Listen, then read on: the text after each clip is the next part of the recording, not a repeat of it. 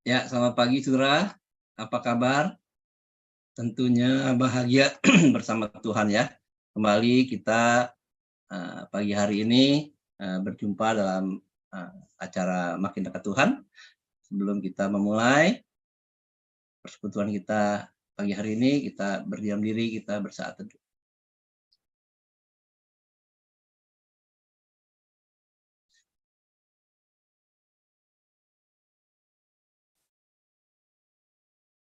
Tuhan Bapa kami dalam surga, kami bersyukur Tuhan untuk malam yang indah dan pagi yang baru ini. Kami bersyukur di masa liburan Lebaran ini, kami tetap bisa menikmati persekutuan melalui Zoom dan YouTube. Biarlah persekutuan dalam acara Makin Dekat Tuhan ini bisa kami nikmati untuk kami belajar firman Tuhan, kami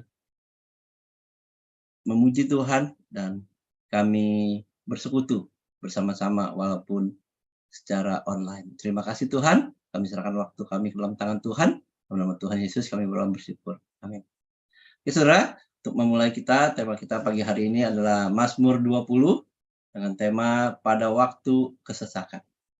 Kita akan nyanyikan pujian yang indah ini ketika pada waktu kesesakan, apa yang kita lakukan? Datang padanya. Pujian datang padanya. Membuka MDT kita pagi hari ini.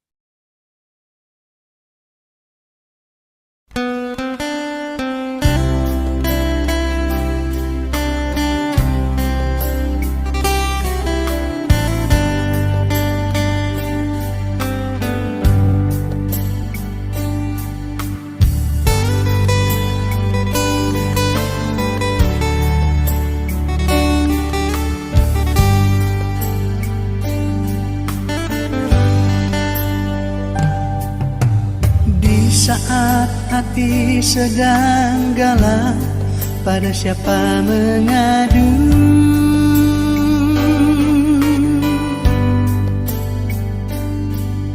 Berharap pada dunia, sia-sialah.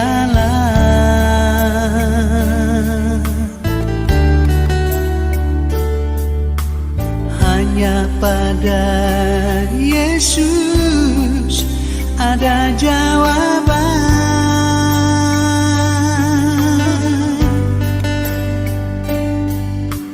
Datanglah padanya yang lelah, diberi kelegaan.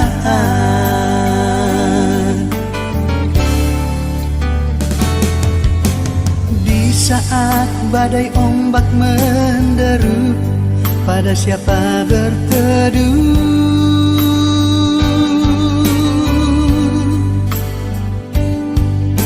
Berharap pada dunia, sia-sialah.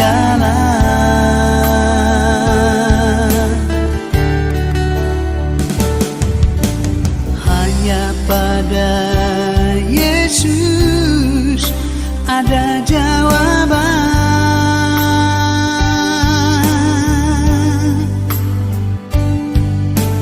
Datanglah padanya yang berbeban,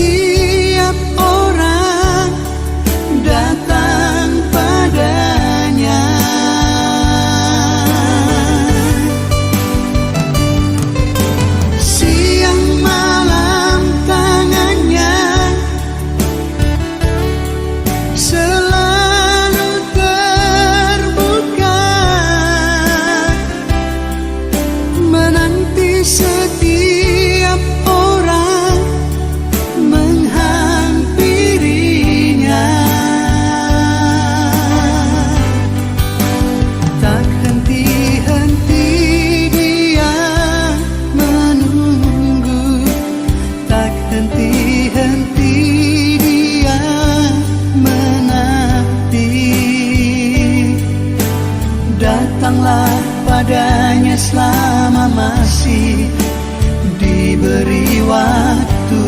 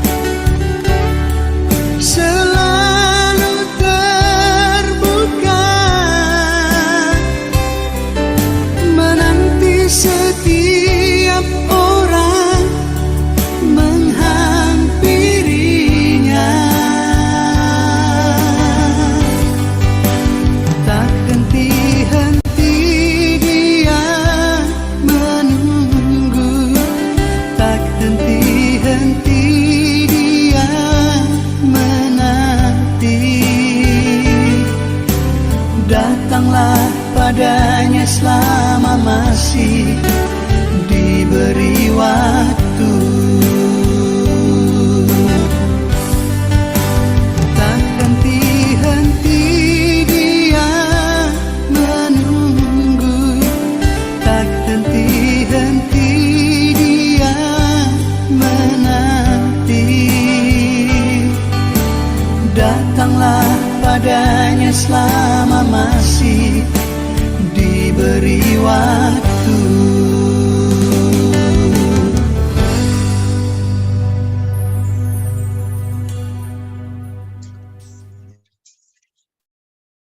Amin, saudara. Ya, puji Tuhan ya. Pujian ini akan menjadi satu pujian yang membuat kita ketika kita mengalami kesesakan, ya, lagu itu mengatakan bahasa sekarang itu galau. Kalau bahasa Raja Daudnya kesesakan, saudara ya. Karena tema ini saya ambil dari Mazmur 20 ayat 1 yang dalamnya ada kata dari Raja Daud ketika dia mengalami masalah dalam hidupnya, dia sebut pada waktu kesesakan.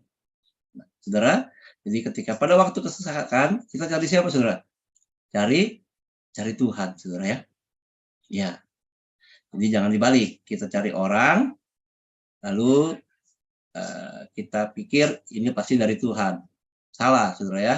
Yang betul adalah kita cari Tuhan, nanti Tuhan akan kirim orang untuk menolong kita.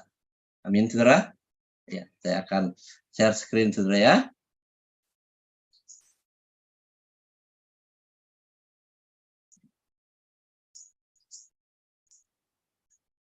Ya, pada waktu kesesakan, tema kita pagi hari ini. Nah, ini bicara apa, saudara? Nah, ini ada satu ilustrasi. Nah, ilustrasi ini saya dengar waktu khotbah kebaktian umum Taman Sari oleh almarhumah Guru Injil Deborah Malik. Dia kasih ilustrasinya nggak pernah saya lupa, saudara ya. Jadi kalau saudara dengar firman Tuhan, ya simpan baik-baik, saudara, ya, supaya jadi bagian dari hidup kita. Dan itu berguna, saudara. Nah, waktu saya menyampaikan firman Tuhan ini, saya ingat, lalu saya kembali ulang ilustrasi dari si Cencu ini, saudara ya, dari almarhumah Guru Injil Deborah Malik. Nah, dia cerita tentang seorang, saudara, yang kebanjiran, saudara. Kebanjiran sampai ke atap rumah, gambarnya itu, saudara ya. Nah, lalu dia berdoa sama Tuhan, Tuhan tolong saya, Tuhan tolong saya. Sebentar lagi saya akan tenggelam, Tuhan tolong saya. Lalu berapa lama datang seorang dengan kayu, saudara, ya, mengajak dia untuk meninggalkan rumahnya. Tapi dia bilang, nggak mau, aku nggak mau, aku mau Tuhan yang tolong, bukan kamu, pergi sana. Anak kecil itu tetangganya disuruh pergi, saudara. Lalu datang lagi, ya, berapa lama tim rescue saudara datang pakai perahu karet. Dia diajak, dia bilang nggak mau, saya mau Tuhan yang tolong saya. Lucu saudara orang ini saudara ya. Dia mau Tuhan yang tolong dia, jadi dia nggak mau. Dia sudah berdoa sama Tuhan katanya, dan Tuhan akan menolongnya. Lalu air lama-lama makin dalam, ya, udah tidak bisa lagi pakai perahu karet, lalu pakai pesawat, saudara. Datanglah helikopter. Lalu dia bilang, nggak mau, saya nggak mau ditolong. Tuhan yang akan datang langsung menolong saya. Nah, akhirnya singkat cerita orang itu mati tenggelam, saudara. Sampai di surga, ya, ditanya sama Tuhan. Ketemu Tuhan, dia bilang, nama juga cerita ya saudara ya. Dia bilang gini, Tuhan, kenapa Tuhan nggak tolong saya? Kenapa Tuhan nggak tolong saya? Terus Tuhan bilang, bukan saya nggak tolong kamu. Saya udah kirim tetanggamu tuh, seorang anak bawa balok kayu. Kamu tidak mau. Lalu Tuhan kirim perahu karet, kamu tidak mau. Helikopter dikirim, kamu pun tidak mau. Ya sudah, kamu matilah. Nah ini cerita saudara ya. Nah inilah ilustrasi yang lucu saudara ya. Bagaimana ketika orang salah mengerti, ketika dia berdoa sama Tuhan, Tuhan yang tolong. Padahal Tuhan tolong berbagai macam cara saudara ya. Dengan membuat orang untuk bisa menolong orang itu. Nah, Raja Daud pun begitu saudara ya. Dalam Mazmur 20 ini sangat kita pelajari saudara ya. Nah, di ayat 1 dikatakan untuk pemimpin biduan Mazmur Daud. Berarti Mazmur ini yang tulis Raja Daud ya saudara ya. Raja Daud itu katakan apa? Kiranya Tuhan menjawab engkau pada waktu kesesakan. Kiranya nama Allah Yakub membentengi engkau. Jadi ketika berdoa saudara, penting kita berdoa saudara ya. Sama Tuhan ketika waktu kesesakan. Daud pun begitu saudara. Dia perlu Tuhan. Jadi dulu saya pikir Daud setelah menjadi raja enak saudara ya. Ya. Urusan-urusan semua anak buahnya banyak ya kan. Urusan perang ada prajuritnya banyak, pasukannya. Urusan rumah tangga, istana ada yang ngurusin ya kan. Nah, urusan mau pergi kemana-mana ada yang ya kayak Pak Presiden Jokowi sekarang saudara ya. Kalau kita lihat kayaknya enak banget. Padahal saudara ya, kalau saya baca Mazmur 20 ini ternyata jadi pemimpin, jadi raja, jadi presiden ya. Jadi bukannya enak saudara, ada juga waktu kesesakan. Nah, mungkin Daud menulis begini, dia punya pengalaman saudara ya, kesesakan dalam keluarganya, anaknya saling bunuh ya kan. Apalagi ya musuh-musuh negara-negara yang akan menjajah mereka, apalagi ya, bahkan yang terakhir di hari tuanya anaknya mau kudeta merebut tahtanya saudara ya. Dan masih banyak lagi saya pikir yang nggak pernah tercatat juga di Alkitab ya. Nah jadi pemimpin itu ya juga bukannya enak saudara. Dulu saya pikir jadi pemimpin enak, nggak taunya ya sama aja, banyak masalah, bahkan lebih daripada masalah Daud ketika dia masih jadi penggembala domba saudara ya. Lebih simple permasalahannya. Jadi waktu sesaknya ya ketemu binatang buas saja palingnya, tapi yang lainnya kayaknya sedikit sekali. Begitu jadi raja begitu banyak kegalauannya saudara ya, kesesakan dalam hidupnya. Nah, Mazmur 20 ini adalah sebuah nyanyian yang berisi doa bagi seorang pemimpin. Nah, Daud tahu saudara, ketika dia ada masalah, dia berdoa sama Tuhan. Tapi dia juga butuh satu saudara? Doa dari pendukungnya. Ya. Jadi inilah Mazmur yang menulis Daud untuk supaya pendukungnya, rakyatnya itu mendoakan dia, saudara. Nah, Hal ini mengungkapkan kerinduan Daud sebagai raja atau pemimpin untuk mendapat dukungan berupa doa dari para pendukungnya. Indah sekali, saudara ya. Daud memerlukan dukungan doa. Kenapa? Dia tahu, saudara, ketika orang mendukung dia dalam doa, kalau ada masalah, maka dia akan membantu dia untuk keluar dari masalah itu. Nah, Raja Daud membutuhkan doa dari pendukungnya untuk 3 hal, saudara. Dia tahu dirinya lemah, saudara. Dia perlu doa dari para pendukungnya. Pertama, ia membutuhkan pertolongan kekuatan, ya, dan bimbingan dari Tuhan untuk menghadapi kesulitan, tekanan, bahkan serangan dari berbagai pihak, saudara. Ya, jadi di ayat 1 ini, saudara ya, untuk memimpin Mazmur Daud, Tuhan menjawab engkau pada waktu kesesakan, kiranya lama Allah Yakub membentengi engkau. Jadi banyak hal dalam hidupnya, permasalahan hidupnya, dia perlu kekuatan, dia perlu dukungan, maka dia perlu doa dari pendukungnya, dari rakyatnya, saudara ya, dari orang-orang dekatnya. Nah, Raja Daud tidak minta dihindarkan dari semua kesesakan itu, saudara. Sebab dia tahu, dia menyadari bahwa salah satu tugas pemimpin adalah menyelesaikan permasalahan yang ada di masyarakat, walaupun pasti akan menimbulkan serangan dan tekanan terhadap dirinya. Saya lihat juga dalam Presiden Jokowi, saudara ya, dia menyelesaikan masalah, ada aja. Apa yang dilakukan, ada aja yang salah, saudara ya. Padahal benar, masih aja dibilang salah. Itulah, saudara. Maka Daud memerlukan dukungan doa dari pendukungnya, dari rakyatnya, dari orang dekatnya. Yang kedua, saudara, ia membutuhkan dukungan doa untuk kehidupan kerohaniannya. Seorang pemimpin yang kehidupan rohani yang tidak sehat akan gagal mengemban tugas dan tanggung jawabnya. Betul ya, saudara ya? Makanya Daud membutuhkan itu, saudara. Maka di ayat 4 dan ayat 6, dia tulis Mazmur ini, saudara. Kiranya diberikannya kepadamu apa yang kau kehendaki dan dijadikannya berhasil apa yang kau rancangkan. Jadi pendukungnya mendoakan Daud, ya, rajanya ini, ya, untuk diberikan Tuhan apa yang dikehendaki Daud dan dijadikannya berhasil oleh Tuhan, apa yang dilakukannya. Dan tentunya kerohanian Daud ini dekat sama Tuhan. Jadi rencana Daud, ya, itu adalah kehendak Tuhan.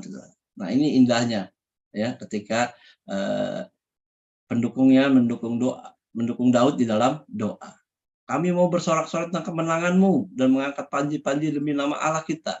Kiranya Tuhan memenuhi segala permintaan-Mu. Sekarang aku tahu bahwa Tuhan memberi kemenangan pada orang yang diurapinya dan menjawabnya dari surganya yang kudus dengan kemenangan yang gilang gemilang oleh tangan kanannya. Inilah doa dari orang-orang yang mendukung Daud, saudara. Ya. Doa yang membuat Daud, ya, merasa semangatnya nggak pernah padam, saudara. Susah apapun, kesesakan apapun dia jalani, saudara. Dia nggak menghindar, dia jalani, saudara. Ya. Nah, yang ketiga, saudara, ia memberikan pertolongan Tuhan untuk menyelesaikan segala program dan rencananya demi memajukan masyarakat.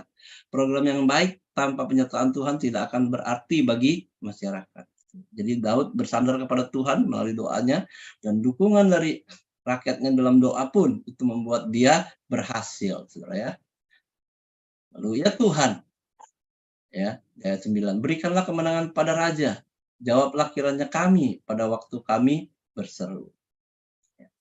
Inilah, saudara ya, Daud tahu, selain dia berdoa kepada Tuhan, dia juga minta orang-orang pendukungnya, ya, datang untuk mendoakan dia, saudara. Hidup untuk mendoakan dia. Nah, saudara, kalau kita lihat ilustrasi yang tadi, saudara ya, orang itu ada 3 macam pertolongan yang datang kepada dia, saudara ya.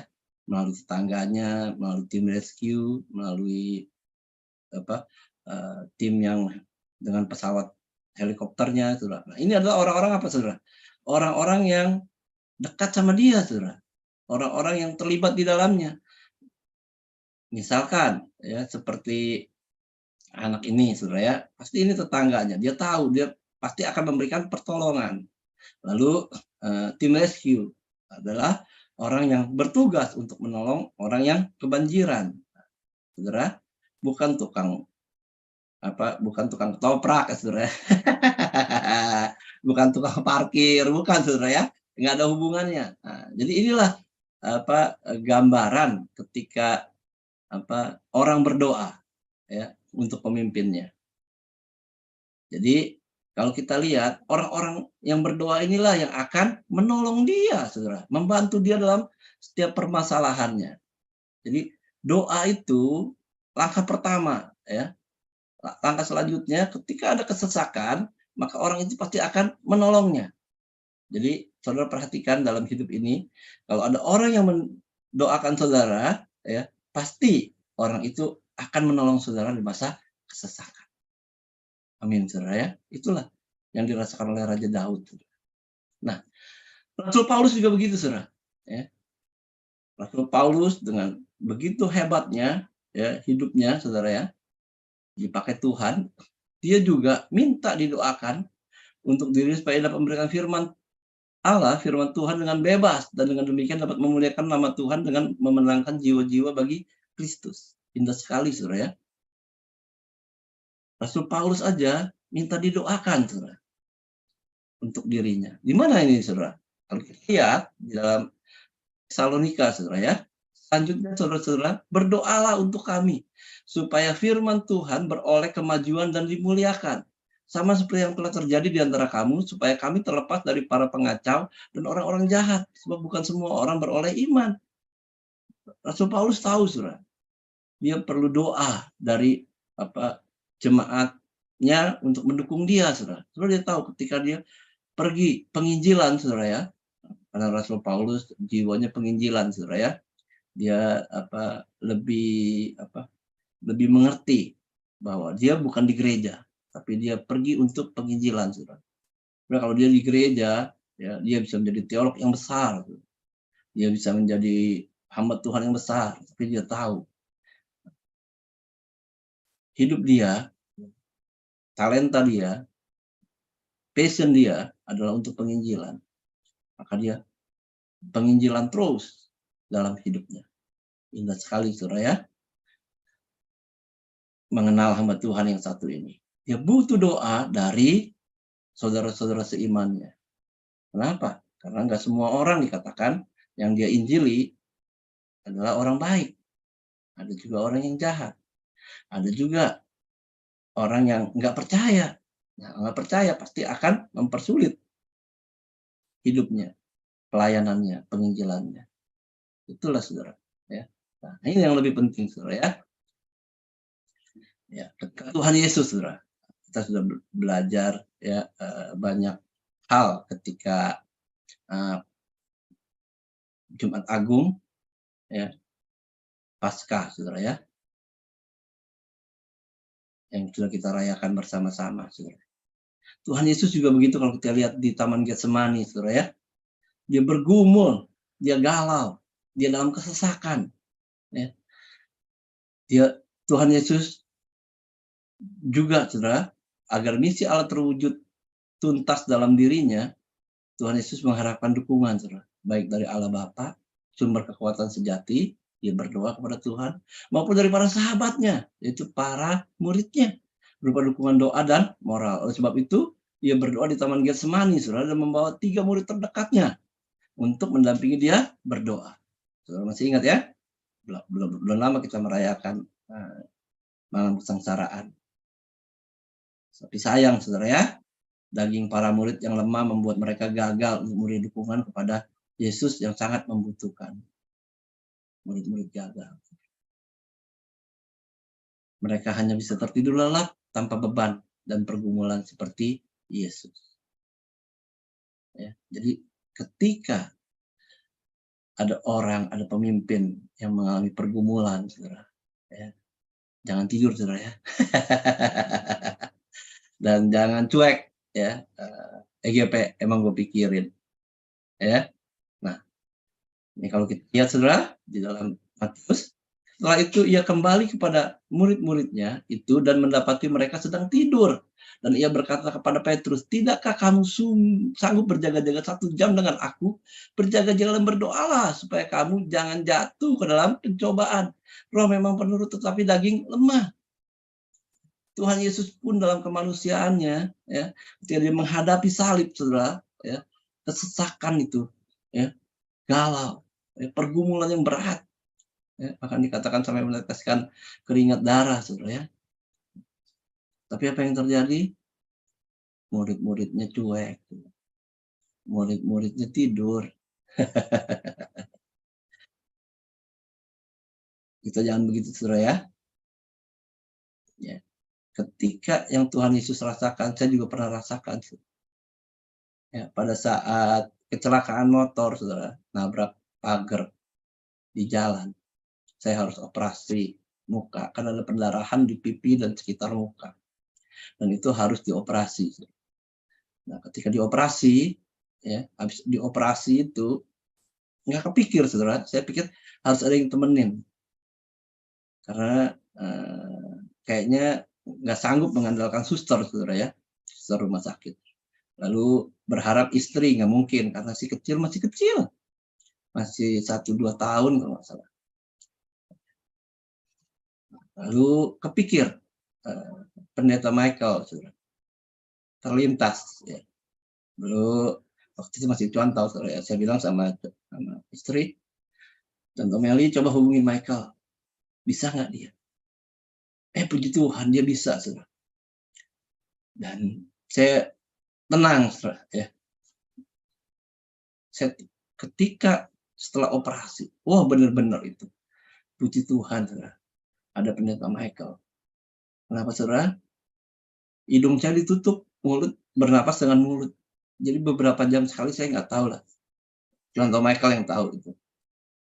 Dia tahu berapa kali saya harus bangun karena tenggorokan itu sakit, nggak ada air liur, saudara. Lalu dia tetesan air dengan sedotan, saudara. Wah, betapa susahnya hidup dalam kesesakan. Dan saya nggak tahu rasanya pendeta Michael nemenin saya itu pasti nggak enak, saudara, ya. So waktu saya nemenin istri melahirkan pun, ya, tengah malam nggak lahir-lahir, saudara, ya, waduh, udah ngantuk bangun udah nggak enak lah. Ya.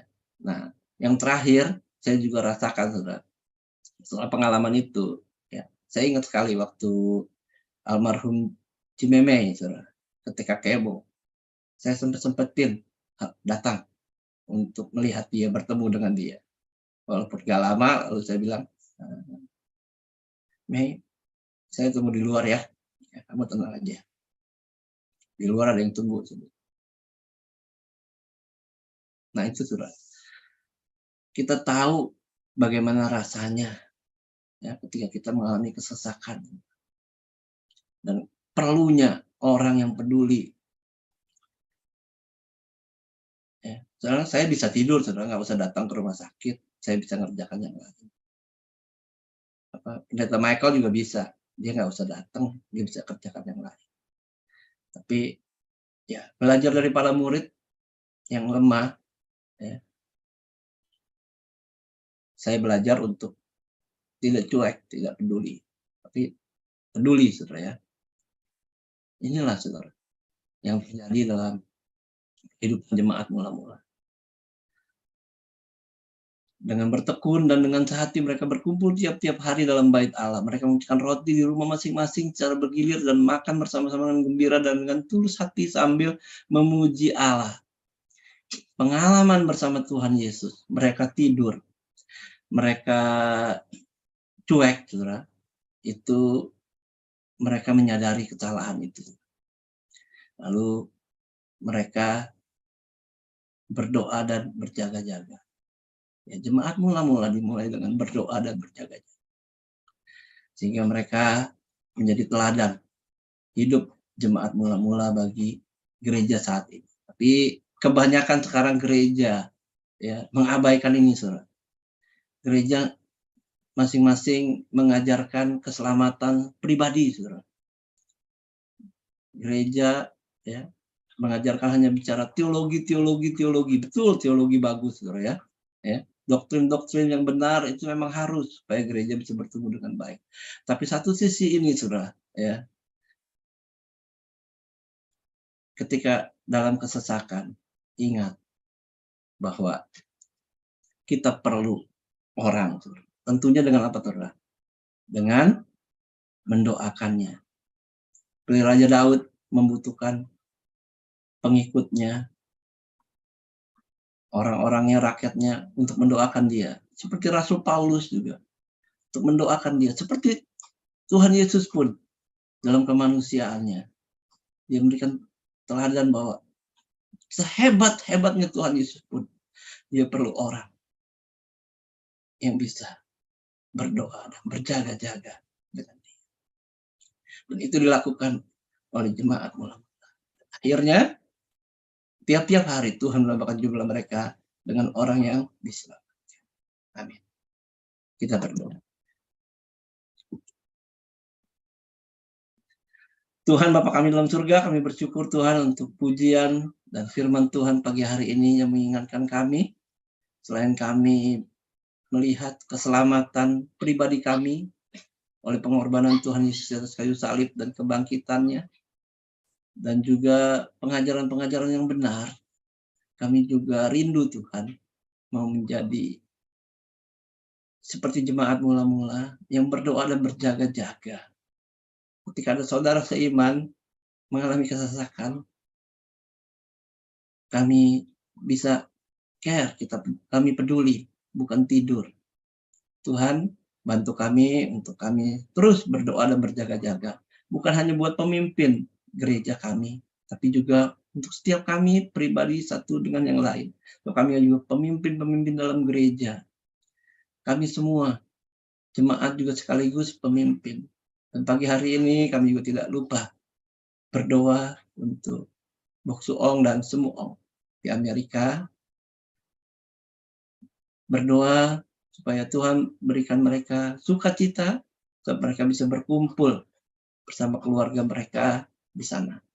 Dan bahkan di tengah pergumulan mereka, khususnya untuk Sumuong yang mengalami sakit penyakit yang dialami, biarlah melalui kegalauan mereka menjadi kegalauan kami.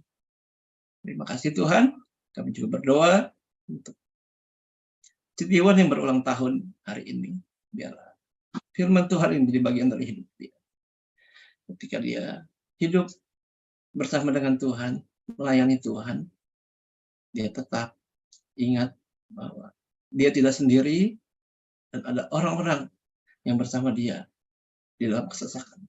Terima kasih Tuhan. Dalam Tuhan Yesus kami berdoa. Amin. Oke. Terima kasih saudara. Sampai berjumpa. Tuhan Yesus memberkati. Bye.